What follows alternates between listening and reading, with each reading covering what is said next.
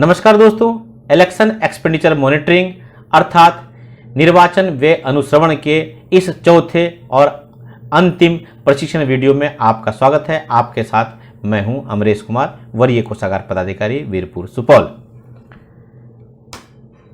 आज हम इसकी संरचना में जो पदाधिकारी की भूमिका छूट गई थी, मैंने अब तक नहीं पढ़ा, हम लोगों ने उसका अध्ययन किया, आप प्रशिक्षित हुए, उसके बारे में चर्चा करेंगे। और वह है complaint monitoring control room and call centre.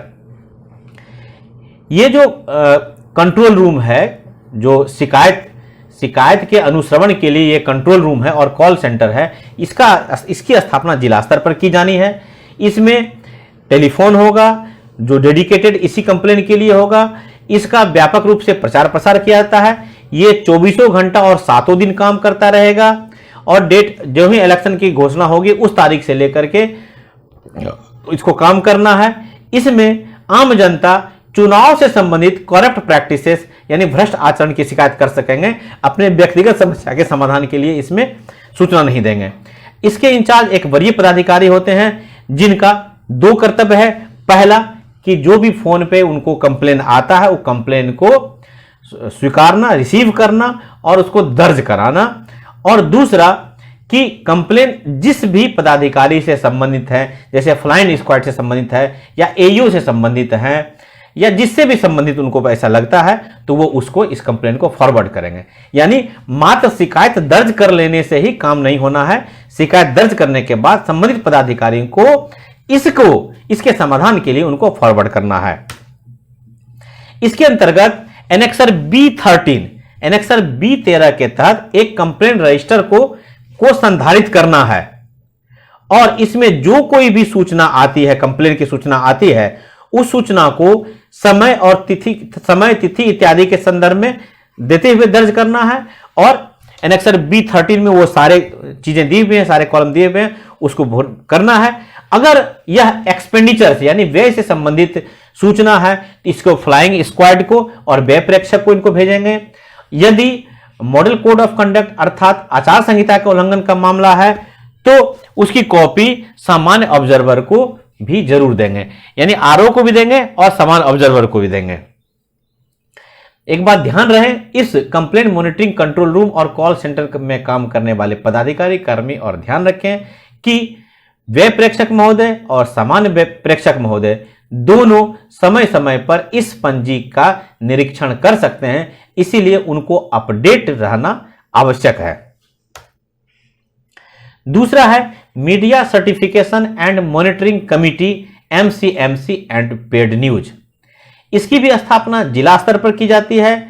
इनका काम है प्रिंट मीडिया, इलेक्ट्रॉनिक मीडिया यानी और सोशल मीडिया, इन सभी पर चुनाव से संबंधित उस क्षेत्र के उस गतिविधि से संबंधित चीजों को देखना, अध्ययन करना, रिपोर्ट बनाना और उसमें अगर वो पाते हैं किसी कैंडिडेट के विषय के पक्ष में यह प्रचार है या पेड न्यूज है तो निर्धारित दर पर इसकी सूचना वह लेखा दल को देंगे और लेखा दल तुरंत ही उसे शैडो ऑब्जर्वेशन रजिस्टर में दर्ज करेगा और इनके द्वारा दिए गए जो रिपोर्ट हैं उस रिपोर्ट को एविडेंस और फोल्डर में उनको रख लेना है। इसको इनके जो कर्तव्य हैं वो बहुत लंबे यहां दिए हुए हैं कि जैसे कि दूसरा प्रिंट और इलेक्ट्रॉनिक दोनों मीडिया को देखना है और यह देखना है कि यह सामान्य समाचार है या कैश या काइंड के बदले में कंसिडरेशन के बीच में आने वाला है। यह डेफिनेशन है कि पेड न्यूज किसे कहा जाता है। यह पेड न्यूज का डेफिनेशन को स्वीकार किया गया है निर्वाचन आयोग के द्वारा। तो MCMC जो है सभी प्रकार के news, cable network, mobile network सभी का वो देखेंगे और वह एनेक्सर B12 में अपना डेली रिपोर्ट करेंगे। अगर व्यय से संबंधित है तो लेखा दल को, जिसकी कॉपी आरओ और ईओ को भी दी जाएगी और जाकर के उसको वो दर्ज करेंगे। अगर कोई कैंडिडेट इस प्रकार की वो प्रचार करता है और जिसकी अनुमति वो नहीं ले लेता है तो आरओ उनको इस प्रकार के पेड न्यूज के संबंध में व्यय प्रेक्षक महोदय के से संपर्क कर करके उनके अनुमति प्राप्त करके कैंडिडेट के लिए वह नोटिस जारी करते हैं और इस नोटिस के बाद अगर व्यय प्रेक्षक महोदय को भी ऐसा लगता है कि इस प्रकार की चीजें बार बार हो रही हैं, तो व्यय प्रेक्षक महोदय 24 घंटे के अंदर इलेक्शन कमीशन को इस प्रकार का रिपोर्ट भेज सकते हैं। और जो इस प्रकार की जो आरओ के द्वारा जो नोटिस जारी की जा रही है कैंडिडेट को, इस कैंडिडेट की नोटिस जो है, कहा गया है, डायरेक्शन है कि आरओ के ही नोटिस बोर्ड पर, जिला निर्वाचन पदाधिकारी के वेबसाइट पर और चीफ इलेक्शन ऑफिसर के वेबसाइट, तीनों पर इसको प्रदर्शित किया जाएगा जहां जैसी स्थिति बनती हो। इस प्रकार के नोटिस को कोई भी व्यक्ति मात्र 1 रुपया दे करके देख सकता है। इसलिए आरओ के लिए यह जरूरी है कि अगर उनके संज्ञान में इस तरह की बात आती है तो वो अविलंब नोटिस जारी करें कि, और नोटिस जो है उचित प्रावधानों के अंतर्गत जारी करें, क्योंकि यह पब्लिक डोमेन की चीज है जिसे कोई भी देख सकता है मात्र 1 रुपया खर्च करके। अगला है फ्लाइंग स्क्वाड टीम। ऐसा कहा गया कि कम से कम 3 या अधिक फ्लाइंग स्क्वाड की टीम होगी। फ्लाइंग स्क्वाड की टीम एक पदाधिकारी, मजिस्ट्रेट, एक पुलिस पदाधिकारी, 3-4 पुलिस फोर्स और एक वीडियोग्राफर के साथ एक वाहन के में तैनात रहते हैं। हमारे यहां प्रायः सभी अंचलाधिकारी को फ्लाइंग स्क्वाड टीम बनाया गया है। इनको जो ही सूचना मिलती है, चाहे कंट्रोल रूम से सूचना मिले, चाहे एयू से सूचना मिले, चाहे आम पब्लिक से भी सूचना मिले कि किसी इलाके में कैश, काइंड या अन्य गतिविधियां हो रही हैं, तो उसको रोका जाए, डिस्ट्रीब्यूशन हो रहा है या मॉडल कोड ऑफ कंडक्ट का उल्लंघन किया जा रहा है, तो इनको इमीडिएट वहां पर रश करना है, उनको वीडियोग्राफी करनी है, उनके विरुद्ध कार्रवाई करनी है। अगर एफआईआर की स्थिति बनती है तो एफआईआर करेंगे, पकड़ने की स्थिति बनती है तो पकड़ेंगे, और व्यय से संबंधित अगर उसमें रिपोर्ट है तो वह लेखा दल को देंगे एनेक्सर B8 में, और MCC यानी मॉडल कोड ऑफ कंडक्ट का उल्लंघन का अगर मामला बनता है तो एनेक्सर B9 में इनको अपना रिपोर्ट देना है। शराब इत्यादि का गतिविधि, ये सब भी इन्हीं को पकड़ना होता है। इलीगल कैश ट्रांजैक्शन यानी अवैध नगद का लेन देन, शराब का वितरण या अन्य प्रकार के सस्पेक्टेड आइटम जो भी हैं वह फ्लाइंग स्क्वाड के अंतर्गत आते हैं। फ्लाइंग स्क्वाड की एक ड्यूटी यह भी है कि वह स्टैटिक सर्विलेंस टीम का निरीक्षण करे, यानी औचक निरीक्षण करे कि एसएसटी काम कर रहा है कि नहीं। एसएसटी काम क्या होते हैं, तो प्रत्येक विधानसभा में कम से कम 3 या उससे अधिक चेक पोस्ट बनाए जाते हैं जिस पर स्टैटिक सर्वेलेंस टीम काम करता है। इनका काम क्या है, बड़े पैमाने पर कैश ट्रांजैक्शन को रोकना या उसकी जांच करना, इलीगल अवैध शराब, हालांकि बिहार में तो शराब पूरी तरह से अवैध ही है, चूंकि ये अन्य स्टेटों पर भी लागू होता है इसलिए इलीगल लीकर लिखा गया है।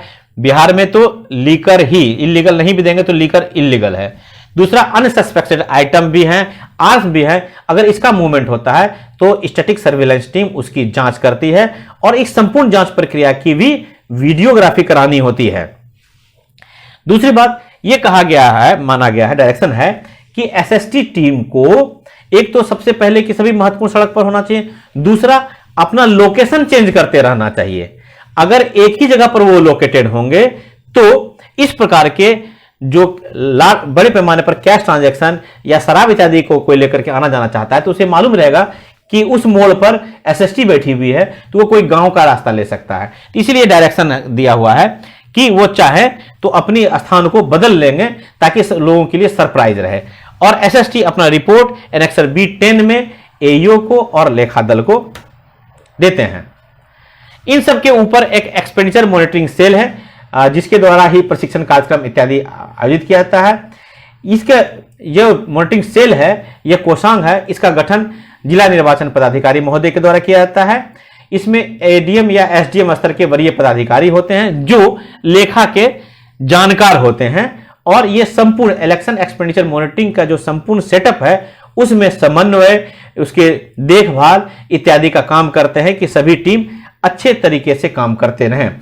इनके एक नोडल ऑफिसर होते हैं, तो सभी टीम और नोडल ऑफिसर मिल करके ही एक्सपेंडिचर मॉनिटरिंग सेल कहलाता है। यानी एसएसटी, एफएसटी ये सब जितने भी है ये सभी टीम जो है यह एक्सपेंडिचर मॉनिटरिंग सेल के ही भाग। यानी अब तक जो हम लोग अध्ययन कर रहे थे उसमें व्यय प्रेक्षक महोदय को छोड़ करके जो बाकी जितनी भी टीम काम कर रही है वह और उन नोडल पदाधिकारी मिलकर एक्सपेंडिचर मॉनिटरिंग सेल बनाते हैं।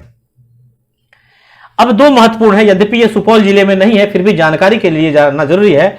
एक्सपेंडिचर सेंसिटिव कंस्टिट्यूएंसी, यानी ऐसा विधानसभा क्षेत्र जो निर्वाचन व्यय के दृष्टिकोण से सेंसिटिव हो, और दूसरा है किसी क्षेत्र में पूरा विधानसभा क्षेत्र ना होकर के उसका कोई खास पॉकेट अगर व्यय के दृष्टिकोण से सेंसिटिव हो, यानी उस इलाके में बड़े पैमाने पर कैश का लेन देन इत्यादि की संभावना बनती है, यानी बड़े पैमाने पर व्यय की संभावना बनती है, तो उसको घोषित किया जाता है।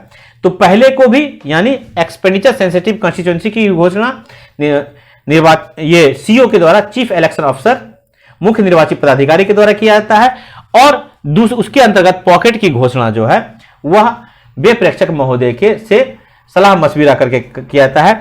व्यय प्रेक्षक महोदय जब अपनी पहली यात्रा पर आते हैं और पाते हैं कि किसी इलाके में इस प्रकार की संभावना है, तो वो ऐसा प्रतिवेदन दे सकते हैं। प्रश्न उठता है कि इसकी जरूरत क्या है? इसकी जरूरत यह है कि जो एक्सपेंडिचर सेंसिटिव कंस्टिट्यूएंसी या पॉकेट होते हैं, वहां पर अतिरिक्त एफएसटी, अतिरिक्त एसएसटी और अन्य एजेंसियां लगाई जाती हैं ताकि व्यय पर नियंत्रण किया जा सके। अंत में है नोडल अफसर। ये नोडल अफसर जो हैं, यह मुख्य रूप से यह सीओ ऑफिस यानी चीफ इलेक्शन ऑफिस के स्तर से किए जाते हैं विभिन्न विभागों के बीच। ये तो अभी तक जो हम लोग पढ़ रहे थे, जो हम लोग जान रहे थे, परिचित हो रहे थे, वो जिले स्तर पे थे, लेकिन राज्य स्तर पर नोडल पदाधिकारी की नियुक्ति की जाती है। जो है सबसे पहले है nodal officer in CO office, यानी मुख्य निर्वाचन पदाधिकारी अपने ही कार्यालय में एक वरीय पदाधिकारी को चुनाव उसी ऑफिस कार्यालय के एक वरीय पदाधिकारी को अपने नोडल पदाधिकारी बनाते हैं, जो एक्सपेंडिचर मॉनिटरिंग से रिलेटेड सभी काम के लिए में वो समन्वय स्थापित करते हैं। दूसरे आईजी रैंक के पुलिस पदाधिकारी को राज्य सरकार के पैनल मांग करके आईजी स्तर के एक पुलिस पदाधिकारी को भी नोडल पदाधिकारी माना जाता है, जो फ्लाइंग स्क्वाड, एसएसटी और अन्य लॉ इन्फोर्समेंट एजेंसी है, कानून को लागू करने वाली एजेंसी है, इनके बीच में समन्वय का काम करती हैं। इसी प्रकार से इनकम टैक्स, आप हमारे यहां तो कम, लेकिन कई बार आप सुनेंगे 7 लाख, 8 लाख, 20 लाख, 70 लाख तक रुपए पकड़े जाते हैं, तो उसमें इनकम टैक्स डिपार्टमेंट भी इन्वॉल्व करना पड़ता है। तो इससे संबंधित समन्वय के लिए इनकम टैक्स डिपार्टमेंट के एक वरिष्ठ पदाधिकारी को चुनाव आयोग के द्वारा नोडल अफसर बनाया जाता है। इसी प्रकार से शराब इत्यादि के मूवमेंट वगैरह के संबंध में जो सीजर इत्यादि तैयार होता है, उसके लिए एक्साइज यानी उत्पाद के नोडल अफसर बनाए जाते हैं। इसके अलावा जो नोडल अफसर जो एक्सपेंडिचर मॉनिटरिंग सेल के हैं, जिसका हम लोगों ने अध्ययन किया था, वह भी नोडल अफसर के रूप में आते हैं चुनाव आयोग के तहत। वो डिस्ट्रिक्ट हेडक्वार्टर में होते हैं, और अभी हम लोगों ने पढ़ा है कि चुनाव आयोग और जिला निर्वाची पदाधिकारी के बीच में कड़ी यानी समन्वय का यह काम करते हैं। इसमें ट्रेंड मैन पावर को रखा जाता है, और जब तक चुनाव की घोषणा नहीं हो जाती है तब तक जो महत्वपूर्ण घटनाएं कहीं घट रही हैं, इससे संबंधित वीडियोग्राफी इत्यादि करना इनका दायित्व होता है। तो दोस्तों, ये जो इलेक्शन एक्सपेंडिचर मॉनिटरिंग में जो लगी हुई विभिन्न टीम है, उनका फ्लो चार्ट है, निर्वाचन आयोग के द्वारा दिया गया है। एक बार फिर से देख लेते हैं। सबसे ऊपर है भारत का निर्वाचन आयोग, उसके अंतर्गत जिला निर्वाची पदाधिकारी और व्यय प्रेक्षक महोदय हैं।